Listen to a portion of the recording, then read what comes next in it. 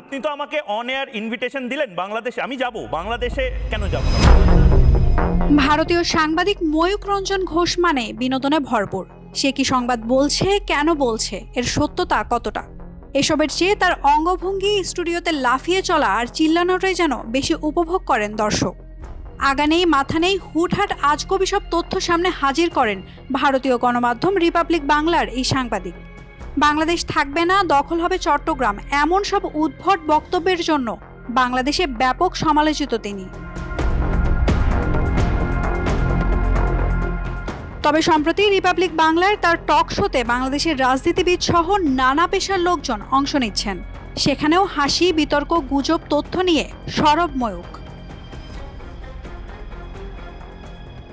এবার হিন্দুত্ববাদী ও মৌলবাদের প্রশ্নের মুখোমুখি হলেন ভারতীয় সাংবাদিক ময়ূক রঞ্জন ও বাংলাদেশের অন্তর্বর্তীকালীন সরকারের প্রেস সচিব শফিকুল আলম। ৩ ফেব্রুয়ারি রাতে অনলাইনে এক প্রশ্ন উত্তর পর্বে তাদের মধ্যে তীব্র আলোচনা চলে। ময়ূক রঞ্জন বাংলাদেশে হিন্দু সম্প্রদায়ের ওপর হামলার অভিযোগ তুলে শফিকুল আলমের কাছে মৌলবাদের বিষয়টি নিয়ে প্রশ্ন করেন। তিনি বাংলাদেশের বিভিন্ন ভিডিও ক্লিপ দেখিয়ে এবং চট্টগ্রাম ও রংপুরের হিন্দুদের ওপর হামলার কথা উল্লেখ করে সরকারকে দায়ী করেন। প্রশ্নের উত্তরে শফিকুল আলম বলেন, ভারতীয় মিডিয়া হিন্দুদের বিরুদ্ধে ঘটনার খবর সব অতিরঞ্জিত করে প্রচার করে। আপনি যে গ্রুপগুলো থেকে ভিডিও এবং তথ্য সংগ্রহ করছেন সেগুলোর উদ্দেশ্য সম্পর্কে আমাদের কিছু প্রশ্ন রয়েছে।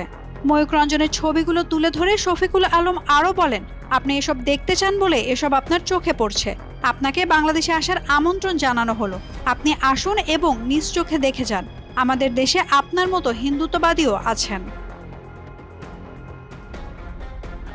ময়ূক রঞ্জন উত্তরে বলেন, আমি আপনাদের শত্রু নই। আপনি আমাকে অনলাইনের মাধ্যমে আমন্ত্রণ জানিয়েছেন, আমি অবশ্যই বাংলাদেশে আসব।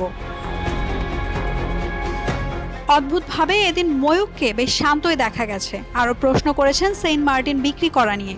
ঢাকার সব হোটেল রেস্তোরাঁর গরুর মাংস রাখা ইস্যুতে এমনকি ডাস্টবিনে শেখ হাসিনার ছবি নিয়েও আলোচনা হয়। সেন্ট মার্টিন বিক্রি করে দেওয়া হয়েছে কিনা সরাসরি জানতে চাওয়া হয় প্রেস সচিবের কাছে। তিনিও পরিষ্কার করেন কেন সেখানে পর্যটক যাওয়া আপাতত বন্ধ রয়েছে। বিশেষ এই টক শোকে ভারত বাংলাদেশের ম্যাচ বলে অভিহিত করেছেন আলোচিত সমালোচিত এই সংবাদ উপস্থাপক। আলোচনায় আসে চিন্ময় কৃষ্ণ ইস্যুও। কথা হয় শেখ হাসিনাকে নিয়ে শফিকুল আলমের একটি ফেসবুক পোস্ট নিয়েও, যেখানে শেখ হাসিনাকে পারসন অব দ্য ইয়ার বলা হয়েছিল বলে দাবি করেন ময়ূক। এই উপস্থাপকের দাবি, শুধু তাকে ফলো করার জন্যই নাকি প্রধান উপদেষ্টা ডক্টর মোহাম্মদ ইউনূসের কার্যালয়ে 5 জনকে স্ট্যান্ড বাই রেখে দিয়েছেন। তারা শুধু দেখেন ময়ূক কিভাবে হাত নাড়ে, কিভাবে হাঁটে, কিভাবে দৌড়ায়। জবাবে প্রেস সচিব বলেন, ভারতীয় গণমাধ্যম প্রতিনিয়ত বাংলাদেশ নিয়ে মিথ্যাচার করে যাচ্ছে, সবচেয়ে বেশি করছে Republic Bangla. নাওমিনা Steyn, Daily Sun.